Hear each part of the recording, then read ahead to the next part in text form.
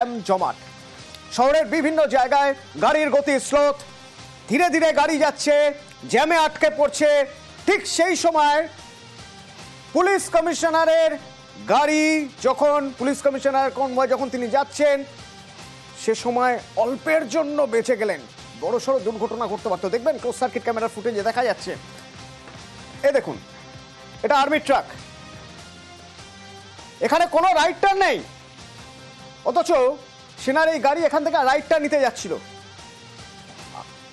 আর ঠিক তার পাশে পুলিশ কমিশনারের গাড়ি অল্পের জন্য বেঁচে যায়। দেখুন, সেখানে আমরা সেই ছবি তুলেছি, এখানে নো রাইট টার্ন লেখা আছে, নো রাইট টার্ন লেখা আছে।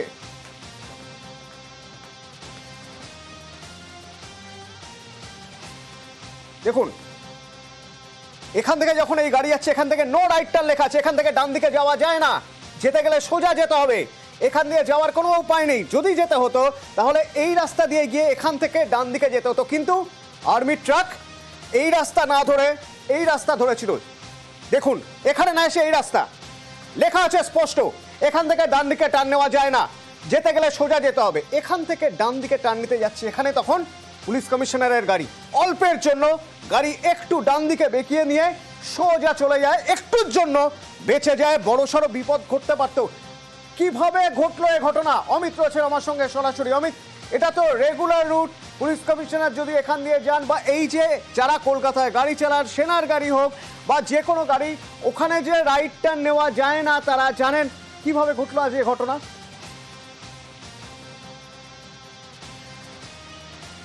প্রথমেই জানিয়ে রাখবো যে ঘটনা ঘটেছে এটি ট্রাফিক আইন লঙ্ঘনের ঘটনা, বিপজ্জনকভাবে গাড়ি চালানোর ঘটনা। সেক্ষেত্রে ইতিমধ্যেই হেয়ার স্ট্রিট থানাতে ওই ট্রাক সেনাবাহিনীর যিনি ট্রাক চালাচ্ছিলেন বা ট্রাক চালক, তার বিরুদ্ধে হেয়ার স্ট্রিট থানাতে মামলা রুজু করা হয়েছে ভারতীয় ন্যায় সংহিতা 281 নম্বর ধারা, অর্থাৎ বিপজ্জনকভাবে তিনি গাড়ি চালাচ্ছিলেন, এই ধারাতে কিন্তু মামলা রুজু করা হয়েছে। যে জায়গায় এই ঘটনা, অর্থাৎ যেখানে দুর্ঘটনা ঘটতে পারত, যেখানে পুলিশ কমিশনারের গাড়ির তৎপরতায় দুর্ঘটনা এড়ানো সম্ভব হয়েছে, এটি একদম মহাকরণের সামনের জায়গা। যারা জিপিও থেকে টার্ন নিয়ে যারা মহাকরণের সামনে দিয়ে গাড়ি নিয়ে যান, তারা প্রত্যেকেই জানেন মহাকরণের সামনে লোহার গার্ডরেল দেওয়া রয়েছে বিস্তর একটা এলাকা, রাস্তা জুড়ে, রাস্তার মাঝখান থেকে। ঠিক যারা অর্থাৎ মহাকরণের সামনে দিয়ে যারা বিবাদের দিকে যাবেন, অর্থাৎ মহাকরণের দিক থেকে গিয়ে একটা রাস্তা চলে যাচ্ছে সোজা বিবি গাঙ্গুলি স্ট্রিটের লালবাজারের দিকে, আর একটা রাস্তা রাইট টার্ন নিয়ে চলে যাওয়া যায় ধর্মতলার দিকে। তো এইখানে যে জায়গা থেকে আর্মি ট্রাকটি রাইট টার্ন নিয়েছিল, সেখানে রাইট টার্ন নেওয়া যায় না, সেখান থেকে স্ট্রেট সোজা গেলে লালবাজার পড়ে। আর অফিস যাওয়ার পথে পুলিশ কমিশনার তার লালবাজার তার নিজের অফিসে যাচ্ছিলেন, সেই সময় হঠাৎই পুলিশ কমিশনারের গাড়ি, ক্লোজ সার্কিট ক্যামেরা ফুটেজ স্পষ্ট হচ্ছে, পুলিশ কমিশনারের গাড়ি যখন যাচ্ছে, ঠিক সেই সময় দেখা যাচ্ছে আর্মি ট্রাক, যেখানে রাইট টার্ন নেওয়া যায় না, যেখানে নো রাইট টার্ন রয়েছে, সেখান থেকে হঠাৎ করে পুলিশ কমিশনারের গাড়ির দিকে গাড়িটা মুভ করছে, অর্থাৎ বিপজ্জনকভাবে গাড়ি চালানো হচ্ছিল, এমনটাই অভিযোগ। ইতিমধ্যে হেডকোয়ার্টার ট্রাফিক গার্ডের তরফে লিখিতভাবে অভিযোগ জানানো হয়েছে হেয়ার স্ট্রিট থানাতে, এবং পরবর্তী পদক্ষেপ বা আইনি পদক্ষেপ হিসেবে BNS 280 সেকশন 281 সেকশন, অর্থাৎ বিপজ্জনকভাবে গাড়ি চালানো বা রাশ ড্রাইভিংয়ের সেকশন ধারাতে মামলা রুজু করা হয়েছে। তবে যেই জায়গার ঘটনা, সেই জায়গার ক্লোজ সার্কিট ক্যামেরা ফুটেজ ইতিমধ্যেই কলকাতা পুলিশের তরফে দেওয়া হয়েছে। ইতিমধ্যেই সেই জায়গায় যে রাইট টার্ন নেওয়া যায় না, সেটাও কিন্তু স্পষ্ট উল্লেখ, কারণ ওইখানে যে ট্রাফিকের যে পথ নির্দেশক যে বোর্ডগুলো থাকে, সেখানে স্পষ্ট করা হয়েছে যে নো রাইট টার্ন, সেখান থেকে ডান দিক ঘোরা যায় না। নো রাইট টার্ন থাকা সত্ত্বেও কেন ডান দিকে ঘুরলো, সেক্ষেত্রে ট্রাফিক আইনের লঙ্ঘন হয়েছে, এমনটাই মনে করছে লালবাজার মামলা রুজু করে। উনি হঠাৎ করে লেনটা ভায়োলেট করে রাইট টার্ন করেন, যে কোনো পেছনে অনেক গাড়ি ছিল, সিপি সাহেবের গাড়িও ছিল, উনি বাজেভাবেই গাড়িটা চালিয়েছেন, রাইট টার্ন করেন উনি। সিপি সাহেবের গাড়িও ছিল, অনেক গাড়িও পেছনে ছিল, হ্যাঁ আরও তো গাড়ি ছিল, অনেক গাড়ি ছিল, কিন্তু লেগে যেতে পারতো। খুব র্যাশ ড্রাইভিং বলা যাবে না, কিন্তু ডেঞ্জারাসলি ডান দিক নিয়েছেন। আর আর্মি কি বলছে এই প্রসঙ্গে, এই ঘটনার প্রসঙ্গে আর্মি কি বলছে একবার শোনা যায়। ना समस्या उतना ज़्यादा कुछ नहीं होता। हम लोग इधर से आ रहे थे तो हमको जाना था राइट साइड।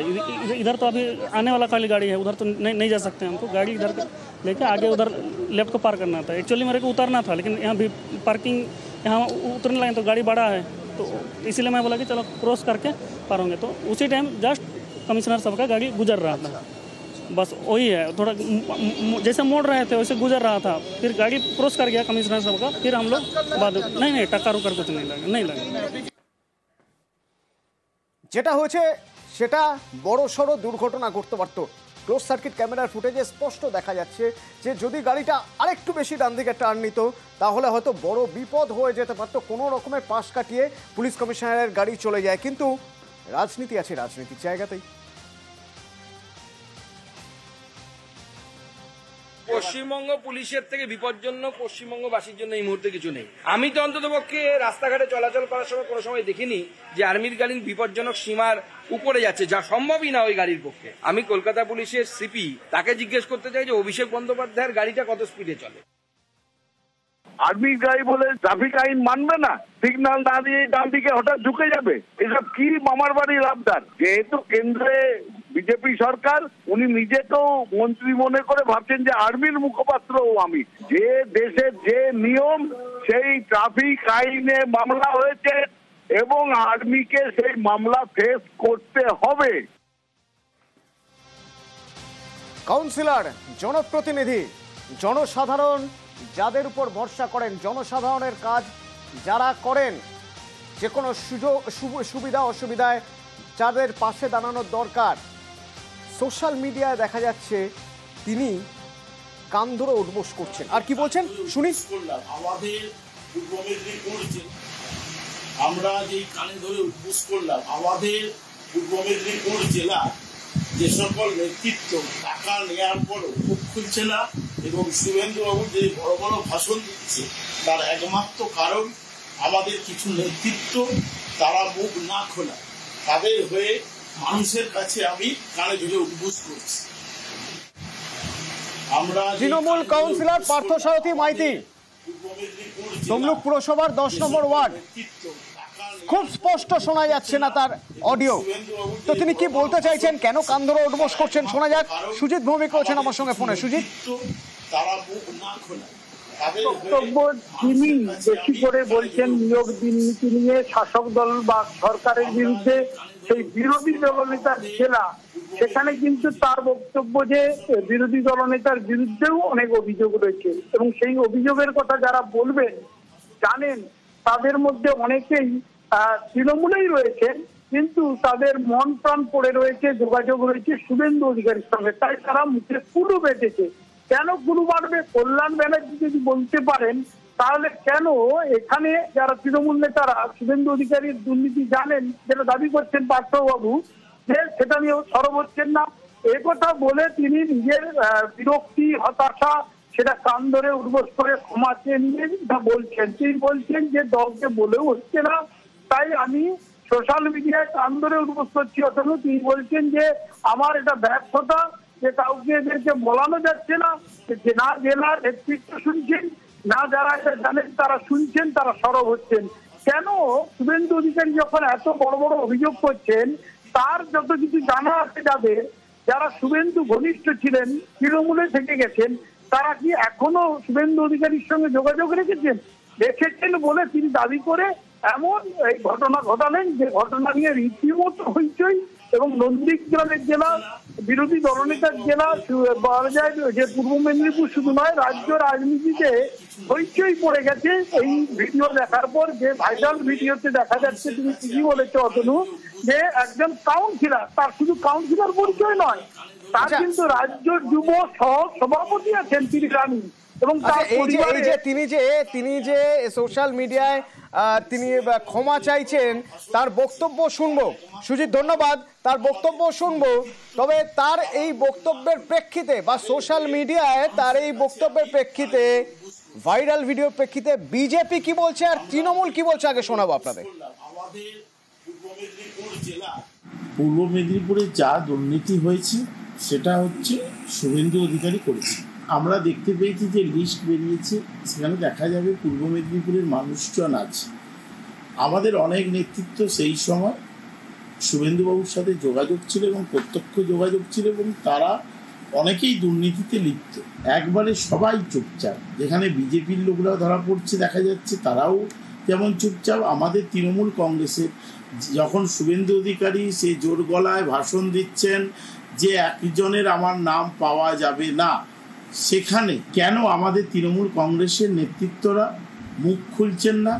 যদি আমার পথ যায় যাক, কিন্তু মুখটা খুলুক তারা, তাই আমার প্রতিবাদ।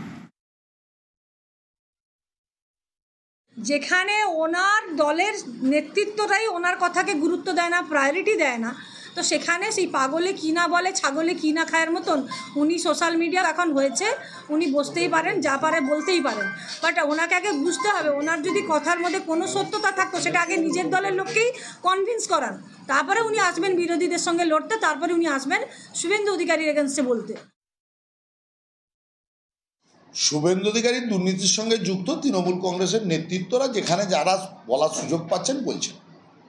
আমি পার্থবাবুকে আগেও বলেছি, আবার পার্থবাবুকে যে ঘটনা ঘটাচ্ছেন সেই ঘটনার দলের সুনাম হচ্ছেন না। একটি সুশৃঙ্খল দলের দায়িত্ব জায়গায় আছেন, তিনি এমন কিছু করবেন না যাতে দলের ভাবমূর্তি নষ্ট হবে, দলকে প্রশ্নের মুখে ফেলে দিচ্ছেন। তাই আমরা ওনাকে এর আগেও অনুরোধ করেছি, সমস্ত ব্যাপারটাই জেলা নেতৃত্ব রাজ্য নেতৃত্ব লক্ষ্য রেখেছেন, সঠিক সময়ে যা দল যা সিদ্ধান্ত জানাবেন সেই সিদ্ধান্ত আপনারাও জানতে পারবেন। আর এক কাউন্সিলর শ্রাবণী দত্ত, শিলিগুড়ির মেয়র পরিষদের পদ থেকে তাকে সরিয়ে দেওয়া হয়েছে, কিন্তু কেন? প্রেক্ষিতটা একবার দেখা যাক। গতকালই আমরা আপনাদের দেখিয়েছিলাম একটি ভাইরাল ভিডিও, যেখানে শ্রাবণী দত্তকে দেখা যাচ্ছে, তার মেয়েকে দেখা যাচ্ছে, শোনা যাচ্ছে তাদের বক্তব্য। শুনুন।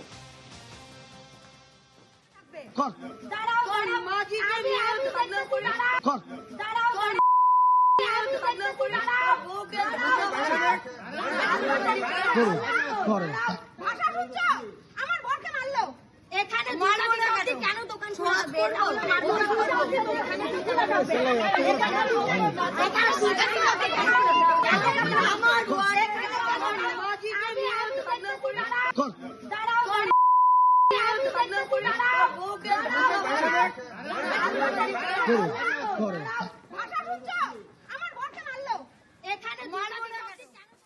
মেয়র গৌতম দেব জানিয়ে দিলেন মেয়র পরিষদ পদ থেকে তাকে সরিয়ে দেওয়া হচ্ছে।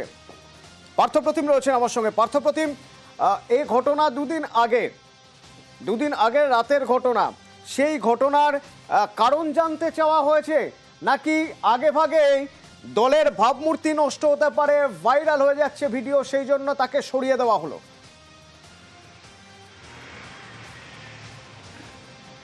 একেবারে ঠিক তাই অতনু, দেখো তাকে কিন্তু কোনো রকম শোকজ করা হয়নি, কারণ আমরা এই বিষয়টা যখন জানতে চাই শ্রাবণী দত্তের কাছে, তিনি কিন্তু সাফ জানিয়ে দেন তাকে কোনো রকম শোকজ করা হয়নি।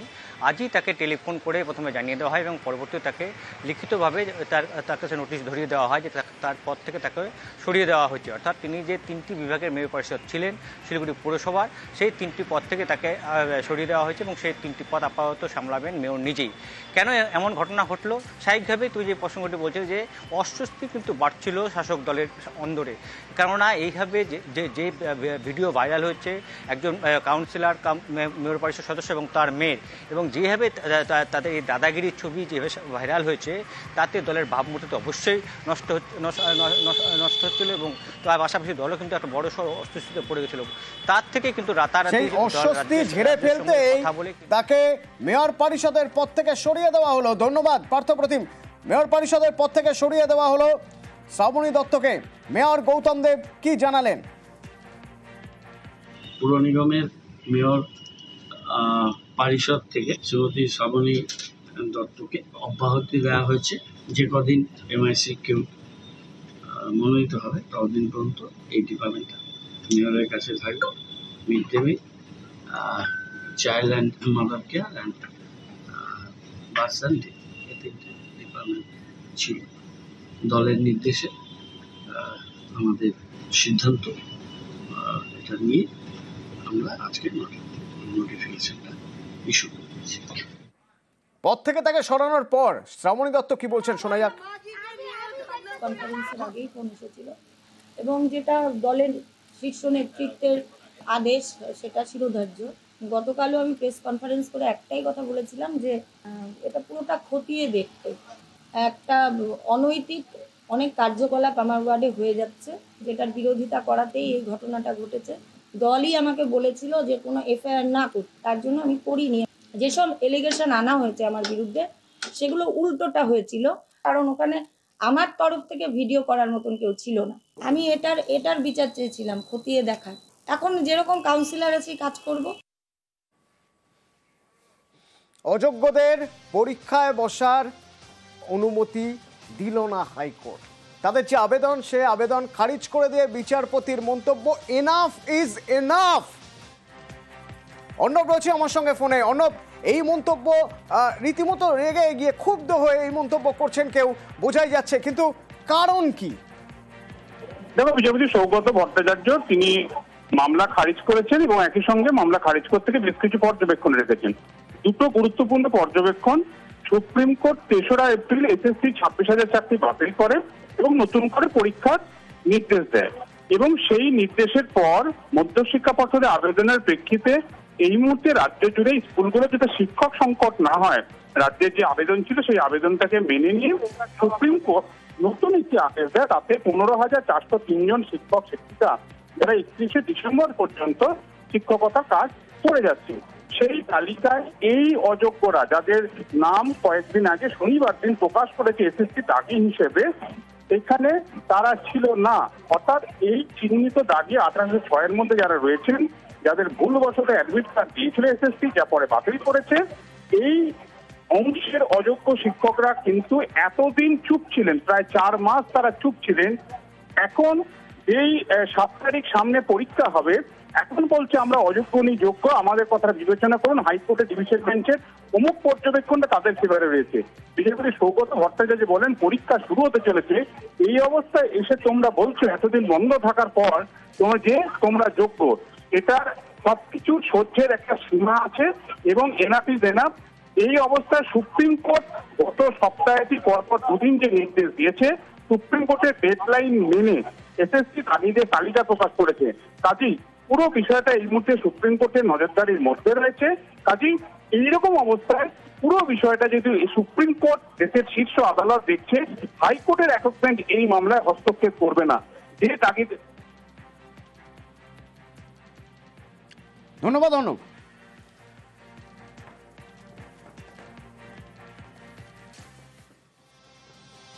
এবার আরিফ মোল্লার গল্প। এই হচ্ছে আরিফ মোল্লা, দেখে রাখুন।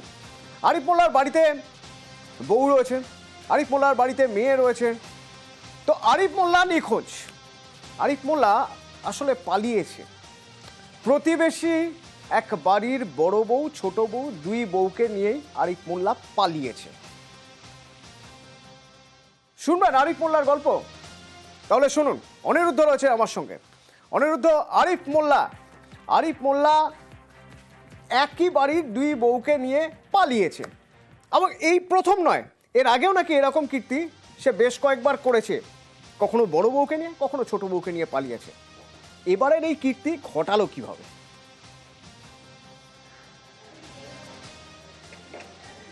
দেখো অতনু, উত্তর 24 পরগনার বাগদা থানার মালিদা গ্রামের বাসিন্দা আরিফ মোল্লা, সে প্রতিবেশী এক বাড়ির বড় বউ এবং ছোট বউ 2 বউকে নিয়ে পালিয়েছে। কিন্তু এই 2 বউ পালানোর আগে যে ঘটনা ঘটিয়েছে সেটা এলাকায় রীতিমতন চাঞ্চল্য সৃষ্টি করেছে। কারণ গতকাল এই 2 বউ, অর্থাৎ কুলচান মল্লিক এবং নাজমা মণ্ডল, এরা যে বাড়ি থেকে পালিয়েছে সেই বাড়িতে, অর্থাৎ তার শ্বশুর, শাশুড়ি এবং 3 মেয়েকে চায়ের সঙ্গে বিষাক্ত কিছু মিশিয়ে তাদেরকে খাইয়ে অচেতন করে সেই বাড়ি থেকে পালিয়েছে। কারণ এই আরিফের সঙ্গেই বড় বউ কুলচান মল্লিক আগে 2 বার পালিয়েছে এবং ছোট বউ নাজমা মণ্ডল আগে 3 বার আরিফের সঙ্গে পালিয়েছে। এবার আরিফ একই বাড়ির 2 বউকে নিয়ে পালিয়েছে এবং এই পালানোর জন্য এই ঘটনা ঘটিয়েছিল। শ্বশুর, শাশুড়ি এবং নিজের 3 মেয়েকে চায়ের সঙ্গে বিষাক্ত কিছু মিশিয়ে দিয়েছিল, যা খেয়ে তারা অচেতন হয়ে পড়েছিল। তারপরেই আরিফ এই 2 বউকে নিয়ে পালায়। পরবর্তীতে বাড়িতে গিয়ে তাদের ছেলে, অর্থাৎ এই 2 বউয়ের ছোট বউয়ের যে স্বামী আছে, সে বাড়িতে গিয়ে বুঝতে পারে যে বাবা মা এরকম অচেতন হয়ে কেন রয়েছে। তারা বাগদা হাসপাতালে ভর্তি করে। আজ জ্ঞান ফেরার পরে শ্বশুর শাশুড়ি জানায় যে তাদের 2 বৌমা তাদেরকে চা খাওয়ানোর পরে তারা অচেতন হয়ে পড়ে। তারপরেই এই ঘটনা ঘটে এবং এই বিষয়ে রীতিমতন আনিসুর শেখ, সে বাগদা থানায় লিখিত অভিযোগ দায়ের করেছে। ছেলে সিঙ্গাপুরে, আরেক ছেলে এখানে চাকরি করে, ফিরে এসে দেখে বাড়ির সবাই হাসপাতালে। কেন না, তারা কিরকম যেন একটা ঘোরের মধ্যে রয়েছে, নেশাচ্ছন্ন রয়েছে। চায়ের সঙ্গে কিছু মিশিয়ে দেওয়া হয়েছে তাদের। কি বলছে শুনুন, কি জেনেছেন তিনি।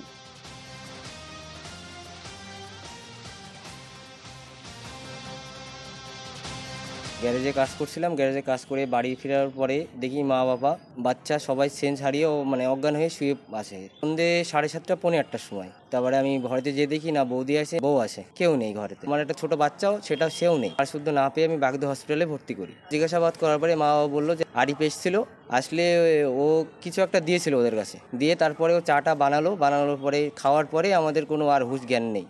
আগে পরে ও অনেকবার এরকম করেছে, আমার বৌদির সাথে করেছে, আমার বউর সাথেও এরকম করেছে। এই কিছুদিন আগেও আমি ওকে ফিরিয়ে নিয়ে এসেছি আমার বৌদিরে, সে ইউপির থেকে। থানায় অভিযোগ করেছি। আমি চাচ্ছি আরিফ মোল্লাকে কঠোরভাবে শাস্তি দেওয়া হোক। আর এই আরিফ মোল্লা তার স্ত্রী কি বলছেন শুনুন। আমি ওর শাস্তি চাই, 3 জনেরই শাস্তি চাই। জানতেন কি আগে এরকম কোনো সম্পর্ক? হ্যাঁ, আমি জানতাম যে আগে ওদের দুজনের সাথে সম্পর্ক ছিল। আগে বড়টার সাথে ছিল সম্পর্ক, বড়টা নিয়ে 2বার চলে গেছে। তারপর ওখানে ঝামেলা মিটিয়ে আবার ছোটটার সঙ্গে রিলেশন করে ছোটটার সঙ্গে এই দিয়ে 3বার চলে গেল। হ্যাঁ, এই দিয়ে 2 বউকে নিয়ে চলে গেছে। মানে ছোটটার সাথে সম্পর্ক আছে ছোটটার সাথে, কিন্তু নিয়ে গেছে দুটোরই। হ্যাঁ, চায়ের ভিতরে কি বড়ি মিশিয়ে খাইয়ে বাচ্চাগুলো খাইয়েছে, তার শ্বশুর শাশুড়িকে খাইয়ে অজ্ঞান করে থুয়ে তারপরে তারা পালিয়েছে। আমি চাই 3 জনেরই শাস্তি হোক। 3 জনে যখন অন্যায় করেছে 3 জনেরই শাস্তি চাই। আজ 3-4 দিন হয়ে গেছে আমার স্বামীর সাথে আমার কোনো কথাবার্তা কিছু হয়নি।